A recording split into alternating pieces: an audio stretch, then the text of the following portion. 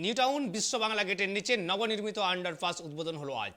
উদ্বোধন করলেন মন্ত্রী ফিরহাদ হাকিম। উপস্থিত ছিলেন হিডকোর এমডিএ তথা এনডিকে এর চেয়ারম্যান দেবাশিস সেন সহ হিডকো ও এনডিকে আধিকারিকরা। সল্ট লেকের দিক থেকে টাটা ক্যান্সার হাসপাতালে যাওয়ার রাস্তায় ঠিক বিশ্ব বাংলা গেটের নিচে এই আন্ডারপাস করা হয়েছে।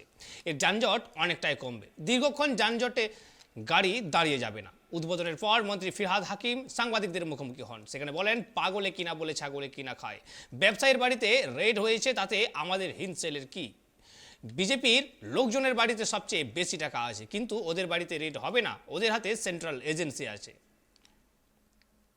তার কারণ সবথেকে এটা বড় ইঞ্জিনিয়ারিং চ্যালেঞ্জ এখানে ছিল, সেটা হলো এত বড় একটা বিশ্ব বাংলা গেটের ওপরে রয়েছে।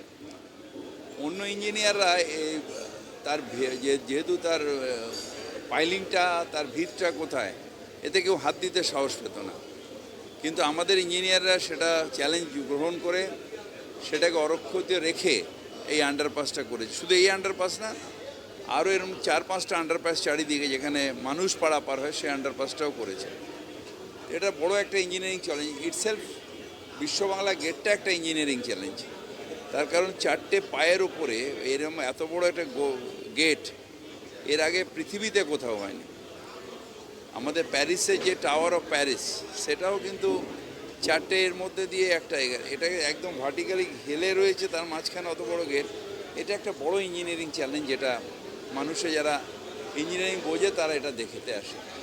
এবং এছাড়া যেটা গ্রিন ডেভেলপমেন্ট যেটা হচ্ছে, মানে গ্রিনারিকে রেখে যে ডেভেলপমেন্ট, ফাঁকা এলাকা রেখে ডেভেলপমেন্ট, কমার্শিয়ালের কথা না ভেবে মানুষের সুস্থতার জন্য যে অক্সিজেন নিয়ে যে ডেভেলপমেন্টটা, মানে অক্সিজেন সরবরাহ যাতে, মানে অক্সিজেনের পায় মানুষ, মানে গ্রিন ডেভেলপমেন্ট যেটা, সেটা ভারতের মধ্যে শ্রেষ্ঠ হচ্ছে নিউ টাউন।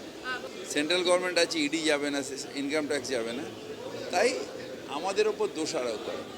এটা কমন যে সারা ভারতবর্ষের যেখানে ইডি ক্যাশ টাকা বা ইনকাম ট্যাক্স ক্যাশ টাকা রেড হবে এবং সেটা অনুযায়ী তার আইন অনুযায়ী ব্যবস্থা হবে। এটার মধ্যে তৃণমূল কংগ্রেস আবার কোথা দিয়ে এলো? এগুলো হলো political vendetta. Mid day meal is the best in the country আমাদের রাজ্যে। আমি তো মিড ডে মিলে যারা এসেছিলো তাদেরও আহ্বান করেছিলাম যে আপনারা আসুন, কলকাতার মিড ডে মিলটা দেখুন এবং এটাকে শেখান সারা ভারতবর্ষে। যোগীর রাজ্যে যাওয়ার ক্ষমতা নেই, এখানে এসে এগুলো হলো পলিটিক্যাল ভেন্ডাটা, এটা আর কিছু না।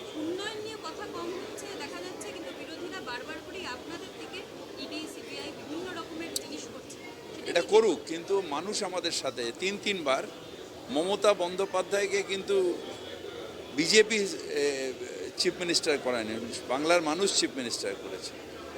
ওরা ইডি সিবিআই করুক যাক, আমার বিরুদ্ধেও করেছে, কিন্তু আমাদের কিছু যায় আসে না। আমি ভয় করব না, দুবেলা মরার আগে মরবো না। মানুষের জন্য মমতা ব্যানার্জি মন্ত্র দিয়েছে, আমরা কমিটেড, ডেভেলপমেন্ট করব, বাংলাকে একটা এমন জায়গায় নিয়ে যাব যেটা বিজেপি ভাবতেও পারবে না।